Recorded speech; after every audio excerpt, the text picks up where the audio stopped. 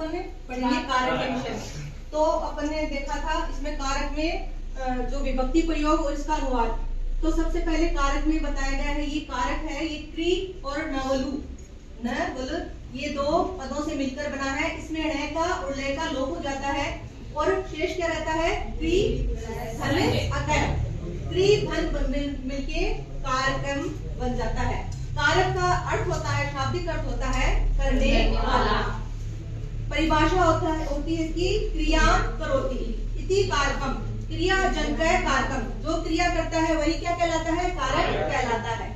इसी प्रकार कारक की जो परिभाषा है वो इसी के अनुसार होगी, क्रिया को जो करता है अथवा क्रिया के साथ जिसका सीधा अथवा परंपरा से संबंध होता है वह कारक कहा जाता है।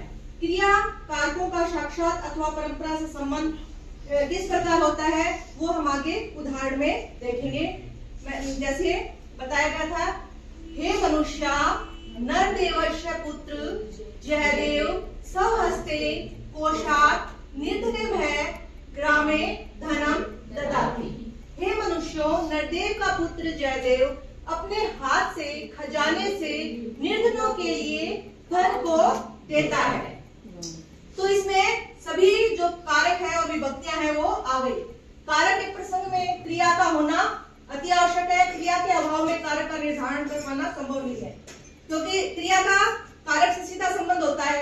इसमें क्रिया है, इसी के साथ सारे जो कारक है वो इनका संबंध होता है। कर्ता का क्रिया के साथ होता है, करण का क्रिया के साथ, करण का क्रिया के साथ, अधिकरण का क्रिया के साथ। अब इसमें हे मनुष्य नर देवस्य पुत्र कौन है, जयदेव, स्वहस्ते क्या कोशात धनम ददाति। तो ग्राम में जयदेव गांव में धनम धन को, स्वहस्ते अपने हाथों से, और आगे क्या है, निर्धनेभ है, निर्धनेभ है गरीबों के लिए, गरीबों के लिए, और कोशात खजाने से बताया था नहीं। तो आगे बताया गया है इसमें कि ग्रामे गांव में, इसमें सभी जो है कारक आ गए हैं। और इनका क्या है, ददाती क्या है यहाँ पे, क्रिया, और क्रिया के साथ इनका क्या है, सीधा संबंध है।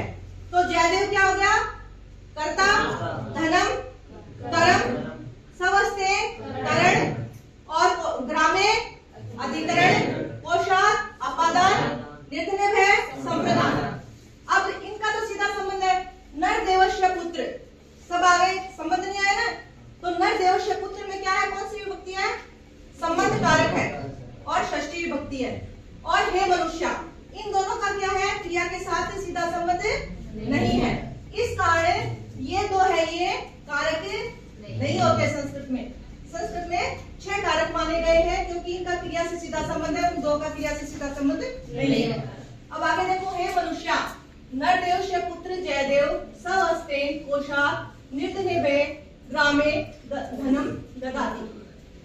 हे मनुष्य, नरदेव का पुत्र जयदेव धन को अपने हाथ से खजाने से गरीबों के लिए देता है। अब इसको हम इस प्रकार से समझेंगे कि प्रश्न के द्वारा समझते हैं, क्या ददाति, कौन देता है, जयदेव, कर्ता कारक और प्रथमा विभक्ति। किम ददाति, क्या देता है, धनम, करम कारक द्वितीय विभक्ति। केन ददाति, किसके द्वारा देता है, स्वहस्ते अपने हाथों से, कर्ण कारक तृतीय विभक्ति। गरीबों के लिए देता है, उसमें संप्रदान कारक चतुर्थी विभक्ति। और तस्मात् ददाति, कहां से देता है, कोशात खजाने से, अपादान कारक पंचमी विभक्ति। और कहां दे रहा है, गांव में, और अधिकरण कारक सप्तमी विभक्ति। इस तरह से यहाँ जो है 6 कारक आ गए हैं। इस प्रकार यहाँ जयदेव क्या है, कर्ता कारक जिसका क्रिया से सीधा संबंध है, अन्य कारकों का परंपरा से संबंध है, इसलिए सभी कारक कहे जाते हैं। किंतु इसी वाक्य में हे मनुष्य और नर देवस्य, इन दो पदों का ददाती क्रिया के साथ सीधा अथवा परंपरा से संबंध नहीं है, इसलिए ये दो पद कारक नहीं है। संबंध कारक की क्या, कारक तो नहीं है, किंतु इसकी क्या लगती है, षष्ठी विभक्ति होती है। संबंध को कारक नहीं माना जाता है, किंतु इसकी षष्ठी विभक्ति लगती है। विभक्तियां 7 होती हैं। और कारक है वो संस्कृत में 6 माने गए हैं, क्योंकि 6 कारकों का ही क्रिया के साथ सीधा अथवा परंपरा से संबंध होता है। जबकि हे मनुष्य संबोधन और क्या नरदेव शपुत्र संबंध को क्या नहीं माना गया, पे विभक्ति कारक नहीं माना गया। इस प्रकार कारकों की संख्या कितनी हो गई? 6। इस प्रकार कारकों की संख्या 6 होती है। कर्ता कर्म च कणम च संप्रदानम तथैव च अपादान भीकरम अत्याहु कारकाणि षट्।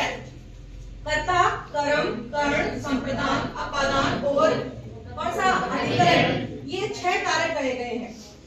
कारकों और विभक्तियों का ये सामान्य परिचय है।